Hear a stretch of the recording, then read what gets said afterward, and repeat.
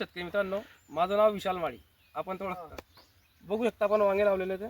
आता आपण नाव गाव. माझं नाव प्रमोद रमेश नागपुरे, राहणार कुरेपानाचे. माझे हे वांगे अगोदर अळीने भरपूर ग्रस्त झालेले होते. म्हणजे शेंडळीने शेंडाळीचा वरचा हे पोप व्हायचा, मला लागत नव्हते. तर त्याच्याकरता मी याच्यावर हे फुलांकरता यांचं किटोमॅक्स आणि बुमरटेन घेतलं आणि अळीकरता लार्वासीन वापरलेला आहे. तरी त्याच्यामुळे झाडांची ग्रोथ पण चांगली झाली आणि फुलं पण चांगली दिसतात आहे.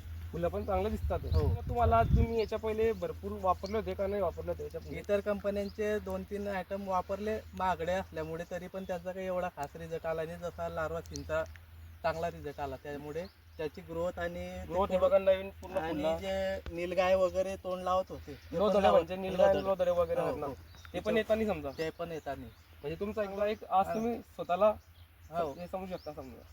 तर तुम्हाला काय वाटतं बाकीच्या शेतकऱ्यांना सांगायला की लार्वासीन वापरायला हवं की नाही हवं? लार्वासीन 20 ml प्रतिपंप 20 ml फक्त फळं यायच्या अगोदर वापरा. फळं यायच्या अगोदर, फुलं लागण्याच्या अगोदर. नाही तर त्याच्यामुळे कडूवा पण आपण पसू शकतो. पण तुम्ही आज त्याच्यामुळे फळं आहे की आणि त्याच्यावर बुरशीनाशक 1-2 वेळेस घेतलेलं आहे.